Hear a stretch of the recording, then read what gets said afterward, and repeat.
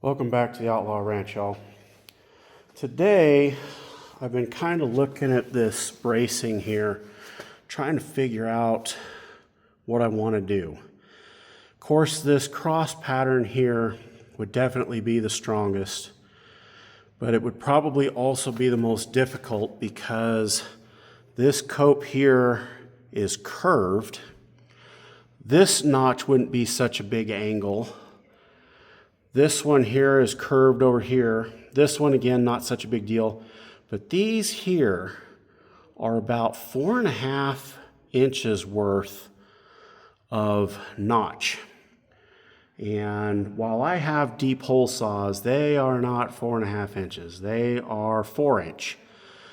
So I can't quite do that on my notcher. So the other thing that kind of got me is that kind of looked kind of blah. And if I wanted, nice straight angles and stuff, I would have done that with these kickers. I thought I'd add a little bit of flair. So come on over here. Let me show you what we got going on. I bounced this idea off a couple of folks.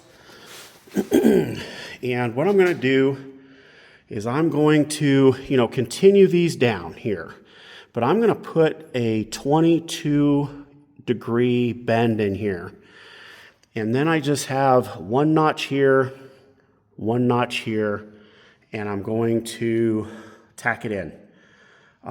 If the worst was to happen and it's not quite enough, then what I'll do is I'll just continue this down and we'll just notch those two really short little tubes with some scrap that I have laying around. So that's the idea. I'm going to try and bend these up at 22 degrees, try to get that that center of that bend to be right in the center of this. I think it'll look cool and it'll add a little bit of structure. If it's not enough, I guess I could put some webbing or something in here. I don't know. That's what I'm going to do. Stand by, folks. We got some work to do. All right, y'all. This is kind of what I'm going after. It's still just a little long here. You can see the two purple marks there are lining up pretty well. It looks like this may need to shift to the left a little bit here. So I still need to trim some off of this edge over here. It's getting close though. I thought this was going to be the easy part. It is not. That's been like a dozen different cuts. The only thing I've done one time is the bend. So stand by, we got a little bit more work to do, we got a little bit more fine tuning. Then we can take the grinder to it and grind it up. All right, y'all.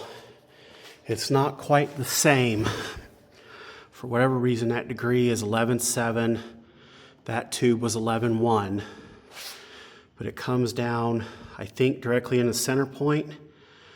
And I think they're lining up really well.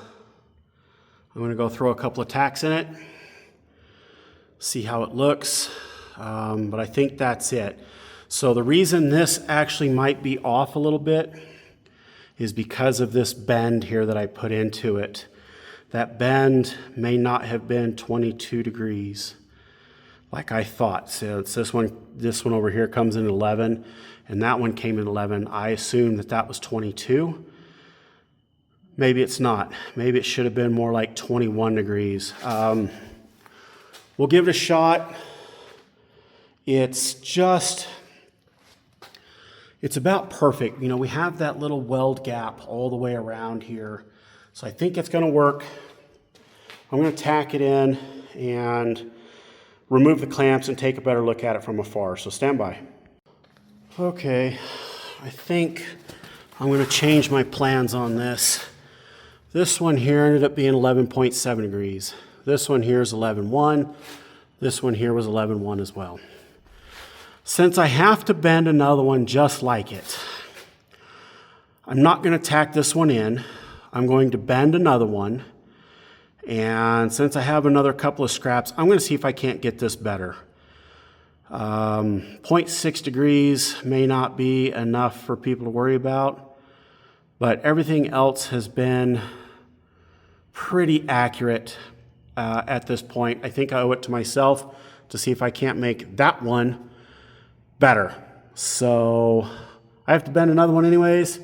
I'll get another one bent. I won't make it at 22. We'll make it at, say, 21, and we'll see how it looks. So hang on, y'all.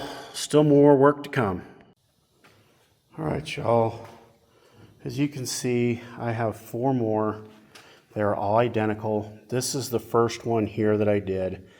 And you can see if we line it up, you see there's a gap there. So that's that extra degree that I bent this one than I bent these other 4. So the other 4 are 1 degree less than that top one that I already cut and notched and everything, and I wanted to make it better. So that's what we got. Now I just need to cut them down, get them notched, and hopefully I can get them better and a better fit than I had on that last one. So stand by, y'all. All right, y'all. As you can see, 11-1. The other one is 11-1. It planes in perfectly. That's what I'm talking about. So I just got to pull it out and hit these corners here where it's going to weld. But you can see the joints are tight, tight, tight. That's how it's supposed to be. One down. Now I got to do the other thing, same thing on the other side. And I think, let me zoom out here, guys. So this purple mark here is where the upper link should come in here. So I think I'm going to do another one of these V's right here to come down and come back up right where those upper links would come in, so that we transition, or that we have, that string line would be the upper link if I, moved it down. But that way we have straight into this, straight into this, and straight into the front. I still am not sure what I'm going to do for supports in here. I know that it probably needs some, but I don't know the engineering on it yet, and I don't want to just throw tube and add weight. So I'll get with some other folks that are smarter than me, but I just wanted y'all to see that. So I'm just going to duplicate it on the other side, and that's probably going to be it for the night. So as always, like, share, comment, subscribe. You guys, I keep picking up subscribers, and it is just a huge blessing that I keep picking them up. So thank you, thank you, thank you to everybody who has subscribed. A big thank you to everybody who continues to watch my videos. I appreciate it so much, more than I can find words to express. So we'll catch y'all on the next one. Thank you.